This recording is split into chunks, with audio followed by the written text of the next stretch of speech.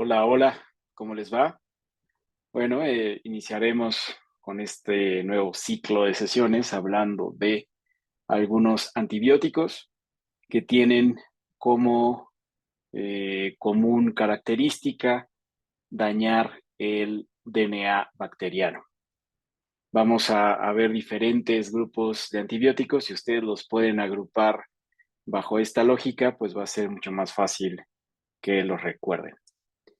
Entonces, vamos a hablar de tres tipos de antibióticos: las sulfonamidas, las quinolonas y los nitroimidazoles. Recuerden que todos estos tienen como característica alterar el DNA bacteriano y lo van a hacer de diferentes formas. Ahora lo vamos a ver. Ustedes pueden encontrar en esta lista de nombres algunos antibióticos que seguramente los han escuchado alguna vez. Es el caso del sulfametoxazol. Seguramente eh, han tomado alguna vez Bactrim, que es una combinación de trimetoprim con sulfametoxazol. En las quinolonas seguramente ubican el ciprofloxacino o el levofloxacino, que son antibióticos muy prescritos. Y en el grupo de los nitroimidazoles seguramente ubican al metronidazol. Hablemos en primer eh, momento de este grupo de antibióticos que se llaman sulfonamidas. Las sulfonamidas son inhibidores competitivos de una enzima que se llama dihidropteroato sintasa, que es esta. Entonces, lo que hacen es impedir la biotransformación de pteridina más baba a ácido dihidropteroico, que como ustedes pueden ver al final de esta serie de pasos catabólicos, metabólicos, es que se forma ácido tetraidofólico. Y entonces, como ustedes imaginarán, pues el ácido fólico es esencial para la síntesis de bases para crear el DNA. Entonces, si nosotros impedimos que se genere ácido fólico, de forma indirecta estamos impidiendo de que se forme el DNA. Entonces, como ustedes pueden imaginar, pues las bacterias que son susceptibles de este tipo de antibióticos son las bacterias que necesitan sintetizar su propio DNA.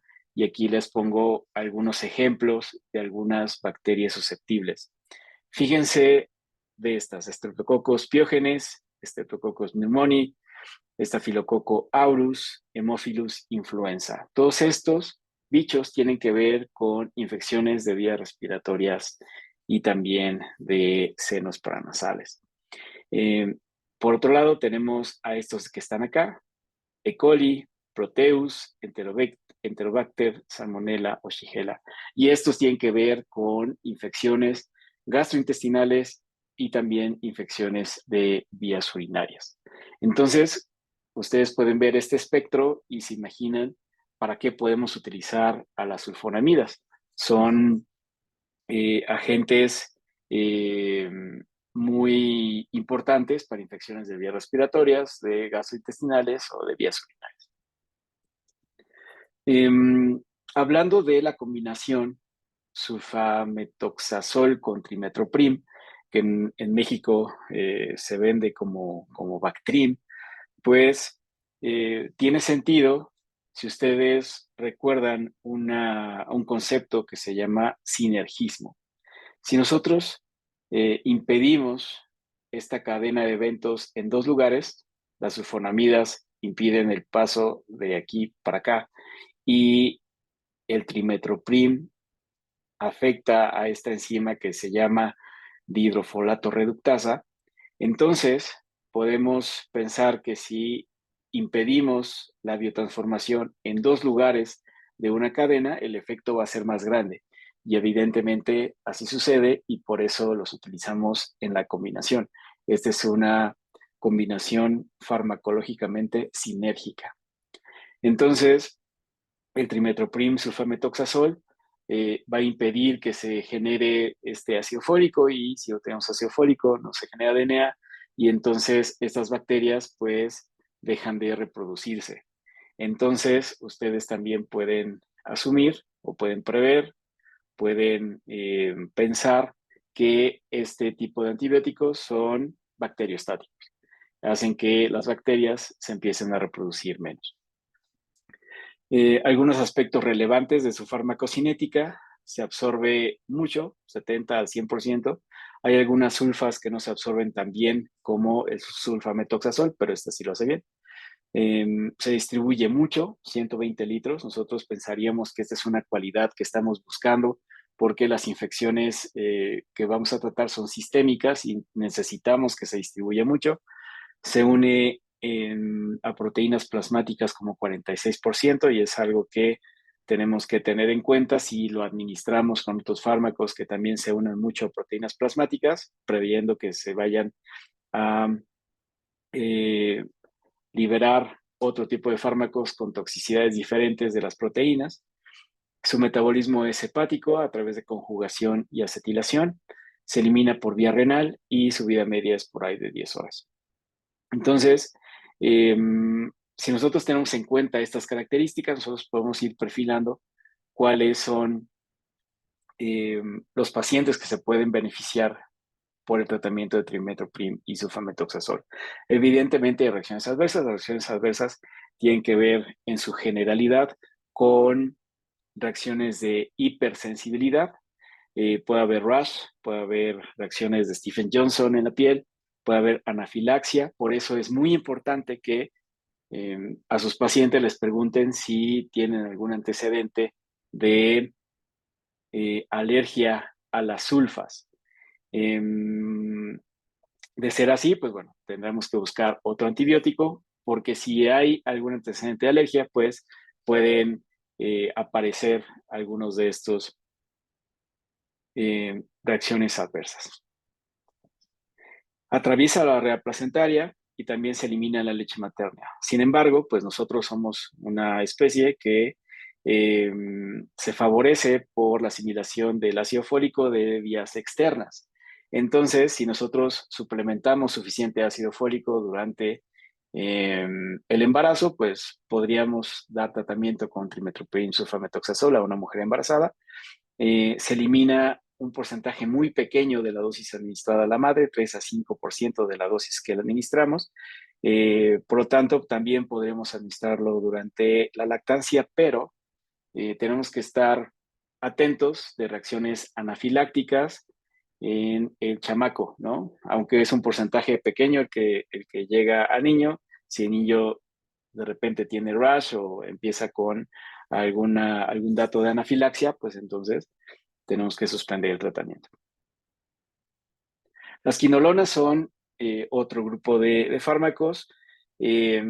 Ustedes podrán identificar algunas de las que están de su lado derecho. En la primera generación está el ácido nalidíxico, de segunda generación está la ciprofloxacina, en la tercera generación está el levofloxacino, en esta última cuarta generación está la gatifloxacina o la moxifloxacina.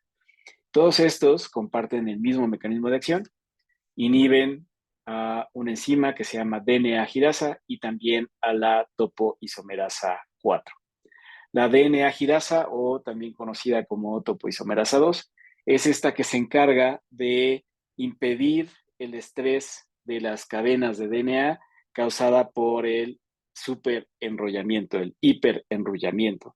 Ustedes recuerdan que para que se puedan leer las cadenas de DNA se tienen que desenrollar, y mientras estamos desenrollando esta cadena, pues existe este estrés, este hiperenrollamiento de las cadenas, y se pueden romper o se pueden dañar.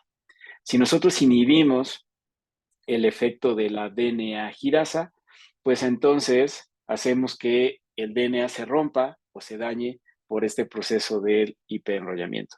Por otro lado, la topoisomerasa 4 es la que se encarga de separar las dos cadenas de DNA hijas o sintetizadas, y entonces si nosotros impedimos que esto funcione bien, pues entonces las cadenas de DNA no se separan y no pueden generar esta información para dos células diferentes.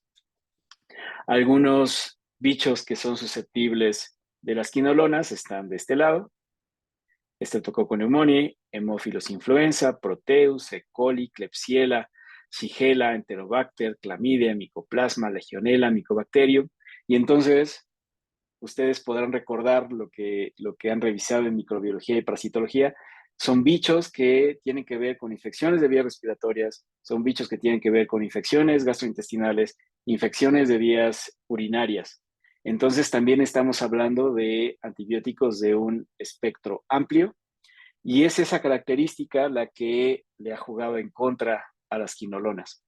Eh, Durante muchos años, los últimos 10 por lo menos, se han utilizado de forma indiscriminada para todo este tipo de infecciones, y pues como ustedes pueden prever, pues ya se han generado una cantidad importante de resistencias bacterianas. Entonces, recuerden que de la mano de la prescripción de los antibióticos, es recomendable hacer un antibiograma para ver si los bichos que estamos pretendiendo combatir en la infección de nuestro paciente son susceptibles a los antibióticos que estamos pensando.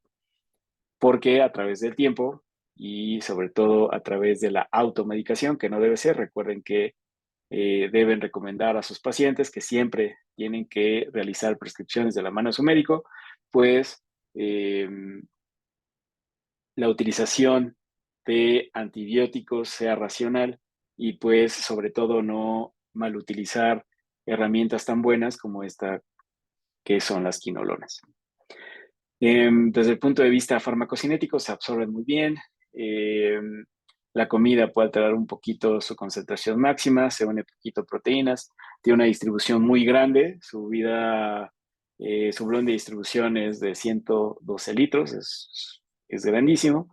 Se elimina de forma renal sin cambios. Las reacciones adversas que son comunes son generalmente gastrointestinales, pero hay unas que son particularmente graves que merecen nuestra atención. Por un lado, prolongan el intervalo QT, y entonces esto puede causar que se generen algunas arritmias cardíacas. Y esto es particularmente importante si nosotros lo administramos al mismo tiempo con otros fármacos que pueden causar arritmias cardíacas también, o si nuestro paciente tiene arritmias cardíacas de base. Entonces, esa es una consideración. Otra consideración también muy importante es que causa alteraciones de los tendones, inflamación, tendinitis o de plano la ruptura de tendones. Entonces, eso es particularmente importante si nosotros vamos a prescribir quinolonas a pacientes que tienen una actividad física importante. Imagínense si le damos quinolonas a un tenista o a una bailarina de ballet. Entonces, es particularmente importante decirle a los pacientes que tienen que guardar reposo durante el tratamiento, porque se ha visto que hay una alteración importante, mala, hacia los tendones. ¿A quién más no le podemos dar quinolonas? Imagínense que los chamacos que están en desarrollo, pues, pueden causar deformaciones osteotendinosas de la mano de la administración de quinolonas, y evidentemente si lo administramos durante el embarazo, pues este riesgo también aumenta. En resumen, no es buena idea administrarlo durante el embarazo o la lactancia. El último grupo de este bloque son los nitroimidazoles. Los nitroimidazoles, y voy a hablar en específico del metronidazol, que es el más común, el más taquillero. El grupo nitro del metronidazol es reducido por las bacterias anaerobias, algunas bacterias microaerofílicas y también por protozoarios, por eso lo podemos utilizar tanto para infecciones bacterianas como para infecciones causadas por algunos parásitos. Esta reacción forma compuestos reactivos, radicales libres, que dañan el DNA, y entonces, pues, eh, esta alteración del DNA hace que ya no funcione como deben de funcionar estos bichos. Si ustedes se fijan, hay bacteroides, Clostridium, Fusobacterium, Peptococcus, Pepto, Streptococcus y Eubacterium, y eso nos da una vez más esta idea de que infecciones pueden estar vinculadas al uso de metronidazol. Hay algunos aspectos cinéticos que son importantes del metronidazol. Si se fijan, se puede administrar por diferentes vías, se puede administrar por vía oral, por vía tópica o por vía vaginal. En todos los casos se absorbe en diferentes grados, pero generalmente bien. Se distribuye mucho, tiene 36 litros de volumen de distribución, se une poquito a proteínas, se metaboliza por vía hepática, oxidación y también mediante la conjugación con ácido glucurónico a través de la UGT. Se elimina por vía renal, más o menos su vida media es de 6 a 14 horas, pero observen esto, el metronidazol inhibe de forma importante una enzima que se llama aldehído deshidrogenasa. Y entonces, ustedes recordarán todas las veces que han sido abordados por algunos de sus amigos y les preguntan, oye, yo puedo tomarme este antibiótico y puedo beber porque hoy tengo una fiesta muy importante a la que no puedo no ir. Y entonces ustedes con sus conocimientos farmacológicos dirán, pues no puedes tomar metronidazol y beber alcohol en una fiesta porque el metronidazol inhibe la acción del aldehído deshidrogenasa y ustedes saben que el alcohol a través del alcohol deshidrogenasa se convierte en acetaldehído y a través de la aldehído deshidrogenasa se convierte en acetato. Y si nosotros inhibimos esta enzima, entonces se va a acumular acetaldehído y va a haber una serie de reacciones muy feas, desde cefalea, náusea, vómito, convulsiones o muerte, ¿no? Ese es el efecto que nosotros llamamos disulfinam o antabús. Entonces, algo que tienen que recordar siempre es que el metronidazol no se debe combinar con el alcohol. Reacciones adversas comunes, pues gastrointestinales, ¿no? Náusea, vómito y deja un sabor metálico bastante implacentero a los pacientes, pero bueno, todo sea para combatir la infección. Entonces, eh, recuerden que en esta nueva etapa, pues, traten ustedes de escribir acerca de los temas de los que quieren escuchar o ahondar y pues nos vemos la próxima vez. Que estén muy bien.